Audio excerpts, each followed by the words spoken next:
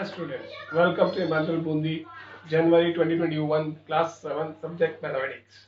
Previous lecture में हमने exercise 11.1 के क्वेश्चन नंबर 3 तक किया था. आज हम क्वेश्चन नंबर 4 से कंटिन्यू करते हैं. क्वेश्चन नंबर 4 कहता था perimeter of rectangular sheet is 100 centimetre. Perimeter दे रखा है उसका 100 सेंटीमीटर. आपसे ही wants you to find breadth and its area. आपको उसकी ब्रेथ और एरिया फाइंड करना है. तो देखिए, सबसे पहले पेरीमीटर लिखेंगे, फिर लेंथ लिखेंगे, फिर फॉर्मूला लगाएंगे ब्रेथ फाइंड करने का. Breadth is equal to perimeter by 2 minus length, that is 100 by 2 minus 35. 100 को 2 से डिवाइड किया तो आंसर आया 50. 50 माइनस 35 इज इक्वल टू 15. फिर एरिया का फॉर्मूला लगाया हमने, length into breath. Length into breath लगा के हमने क्या कर दिया, उसका एरिया कैलकुलेट कर दिया. इस तरह हमने इस क्वेश्चन को सॉल्व किया. ठीक है. Next question number 5. अगला क्वेश्चन नंबर क्या है? 5 देखिए. 5 कहता है the area of square park is same as that of area of rectangular park. जो स्क्वायर पार्क है उसका एरिया रेक्टेंगुलर पार्क के एरिया के बराबर है.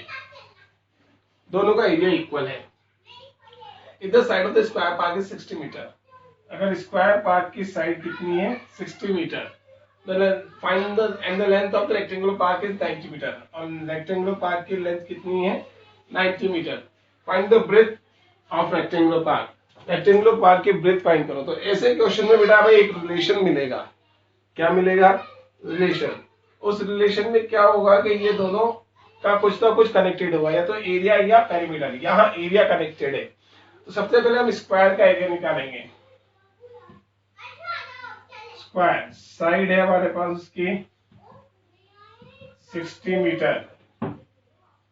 एरिया होगा side into side 60 into 60, 3600 metre square. अब क्या कहा इसने? Area of square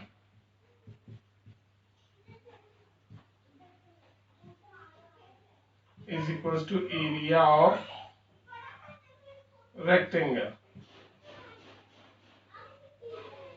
That means यहां से हमने पता करा कि एरिया ऑफ रेक्टेंगल कितना हुआ?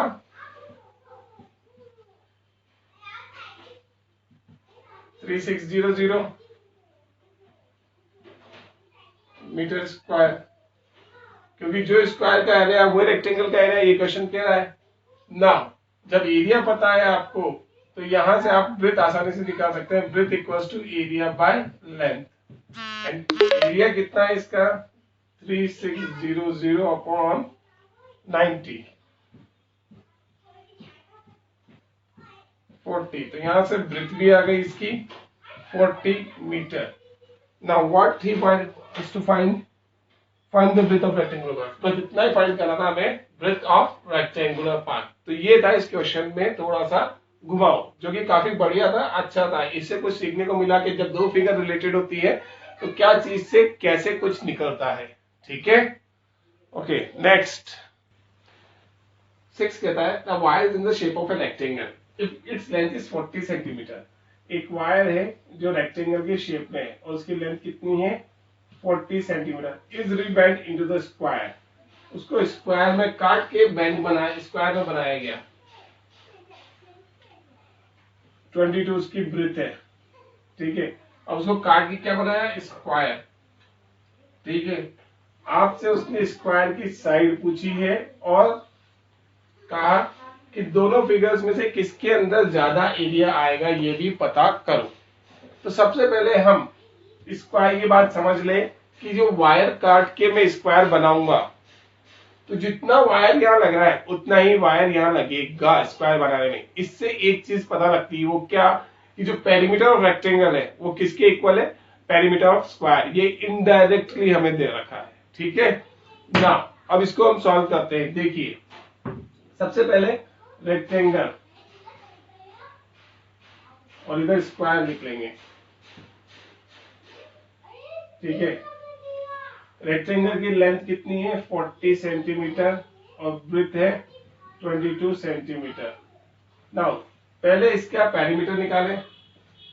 पेरीमीटर हो जाएगा 2 into length plus breadth, 2 into 40 plus 22, that means 2 into 62, 124 centimetre. साथ ही साथ इसने ये भी पूछा कि किसका एरिया ज्यादा है, तो लगे हाथ यहाँ पे इसका एरिया भी निकाल लो। Area equals to length into breadth, 40 into 22, 880 centimetre square. ये हमारा रेक्टेंगल का एरिया है। अब जो रेक्टेंगल का पेरीमीटर था वही पेरीमीटर ऑफ स्क्वायर होगा, यानी perimeter of rectangle is equals to perimeter of square is equals to 124 centimetre. तो यहां से साइड आ जाएगी perimeter by 4, 124 by 4, that means 31। Now area of square, area is equals to side into side,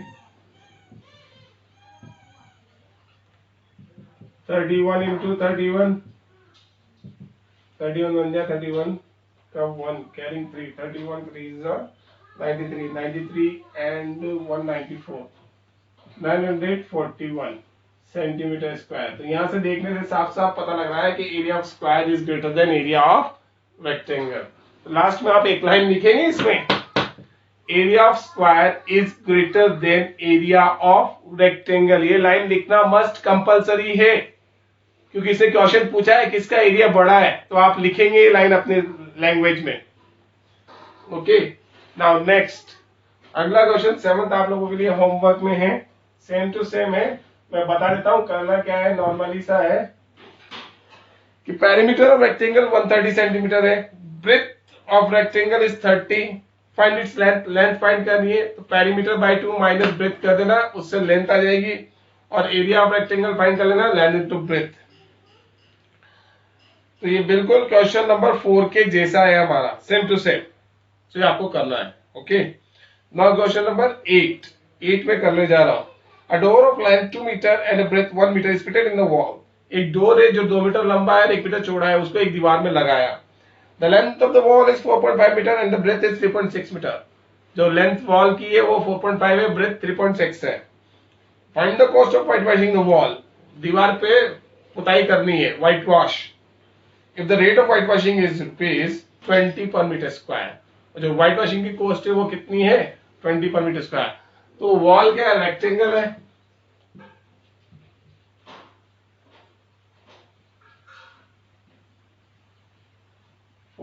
metre, 3.6 metre.